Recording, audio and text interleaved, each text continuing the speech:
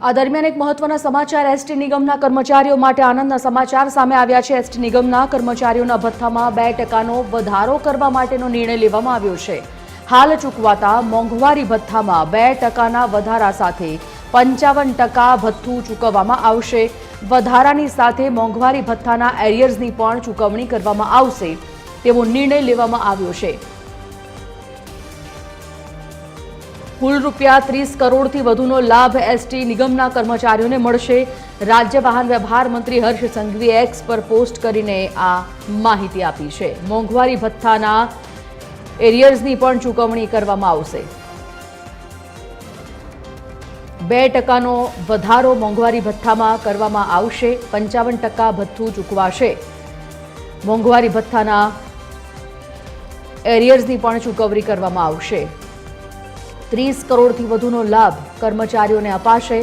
રાજ્ય વાહન વ્યવહાર મંત્રી હર્ષ સંઘવીએ એક્સ પર પોસ્ટ લખી આ અંગેની જાણકારી આપી। એસટી નિગમના કર્મચારીઓ માટે આનંદો। કર્મચારીઓ માટે 2%ના મોંઘવારી ભથ્થામાં વધારો કરવા માટેનો નિર્ણય સરકારે કર્યો છે। તો રાજ્યના સંવેદનશીલ મુખ્યમંત્રી ભૂપેન્દ્ર પટેલ દ્વારા એસટી નિગમના કર્મચારીઓને હાલ ચૂકવાતા મોંઘવારી ભથ્થામાં 2%ના વધારા સાથે હવેથી 55% મુજબ ભથ્થું ચૂકવવાનો નિર્ણય સરકારનો। ફોન લાઈન પર એસોસિએટ એડિટર સોનલ અનડકટ જોડાઈ ગયા છે।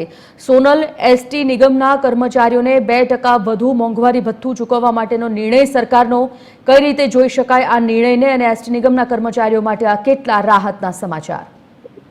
જે ગાંધીનગર તરફથી સરકાર તરફથી એસટી નિગમના કર્મચારીઓ માટે ખાસ નિર્ણય લેવામાં આવ્યો છે અને તે અંતર્ગત કર્મચારીઓના ભથ્થામાં 2%નો વધારો કરવામાં આવ્યો છે। હાલ જે મોંઘવારી ભથ્થું ચૂકવાય છે તેમાં 2%ના વધારા સાથે હવે 55% ભથ્થું ચૂકવવામાં આવશે। એટલે કે વધારાની સાથે મોંઘવારી ભથ્થાના એરિયર્સની પણ ચૂકવણી કરવાનો જે નિર્ણય છે તે સરકાર તરફથી લેવામાં આવ્યો છે। 30 કરોડથી વધુનો લાભ એસટી નિગમના કર્મચારીઓને આ નિર્ણયથી મળતો થશે।